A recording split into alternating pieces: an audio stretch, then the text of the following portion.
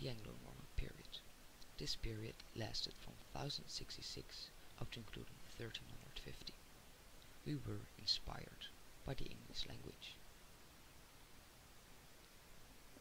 The content of this video: 1. Context: historical, political, social and cultural. 2. Influences, futures of the language, effect on the language. 3.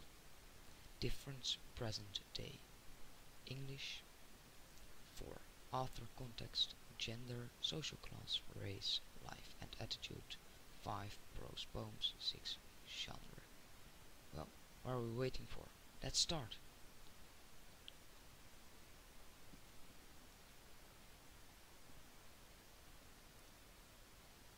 Three, two, one, go.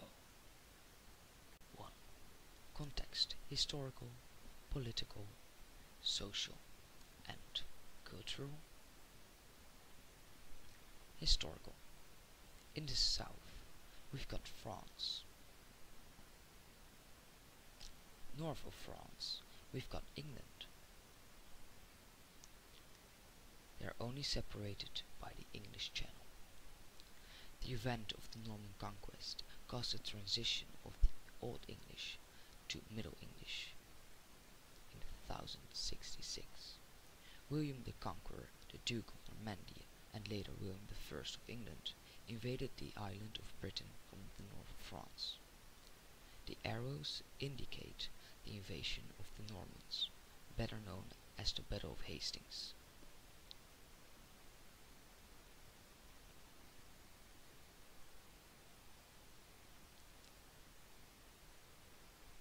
The Battle of Hastings.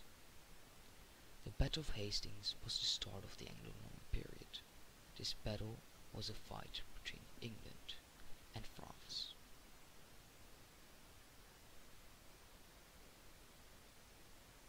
The biggest language was Latin, spoken and written by monks. Then we've got French, spoken by most people, especially noble people. And at the bottom of the pile we've got English, spoken by the minority of the people, especially the peasants. This caused the separation of two languages developing side by side. Next, when both languages become separate, divided, they slowly started to fuse. After a while, the English language slowly started to drown in the huge whirlpool of French words.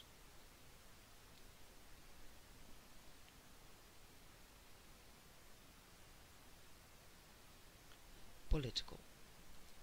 There were multiple rulers in the Anglo-Norman period.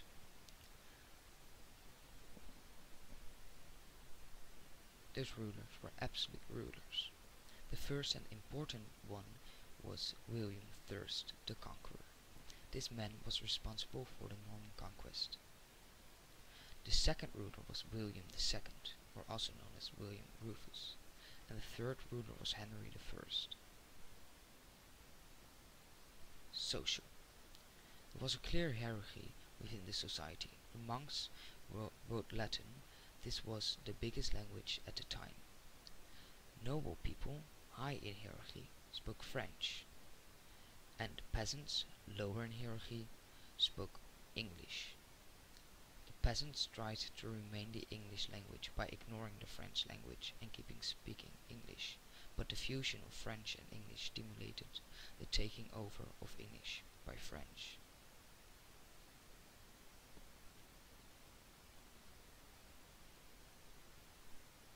Cultural. At the time there was some culture, but this culture did not consist of a lot of literature. This was mainly because the big literary parts had still to be written.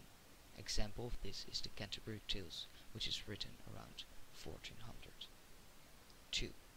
The influences, futures on the language, effect on the language. The influences of the Normans on the English language was huge, since the English language was struggling to survive. They got a lot of words from the Normans. The Normans' language was mostly Old French. Some words that English gained from French are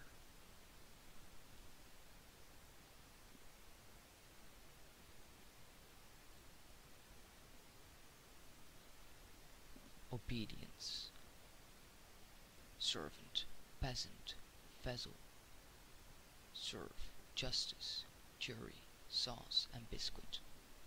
3. Difference, present, they, English. The grammatical structure of sentences became less poetic and with less repetition. Also the vocabulary with the French words were modernized into reasonable English spelling, but the pronunciation was the same. E. Aish, a ligature of E and A.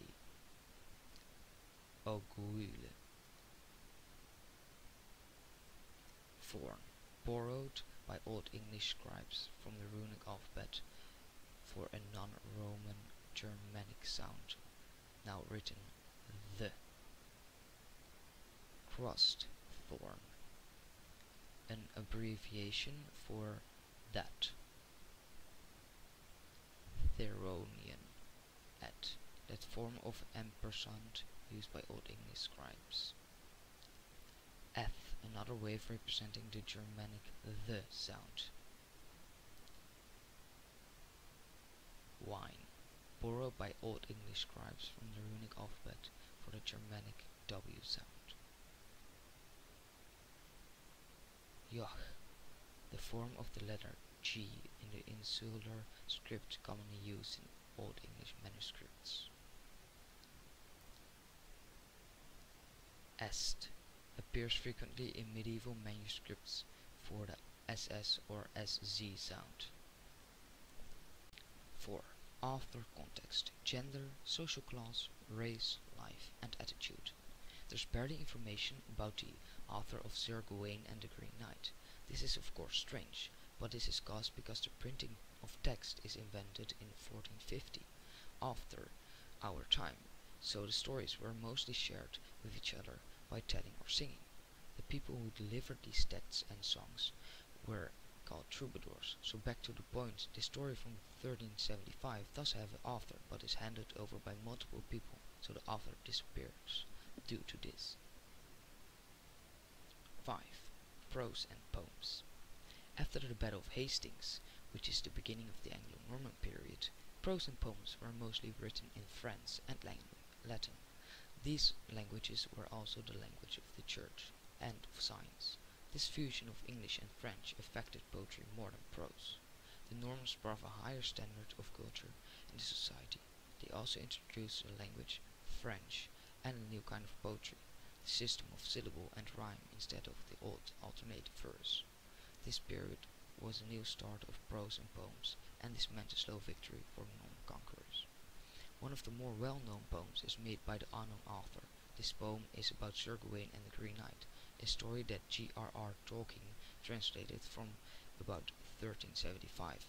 It's one of the more well-known tales about King Arthur. 6. Genre. In the Anglo-Norman period, the genres were different for certain stories. Folktale. On the one hand, you had the courteous genre, showing the royal aspect of this time, whilst at the same time you had the barbaric side of the poem or story. Genre also in that time were made more and more French, but a lot is still written in Latin.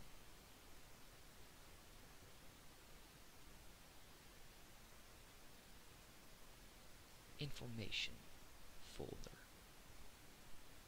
You'll receive an information folder, Lecture 1, on the screen.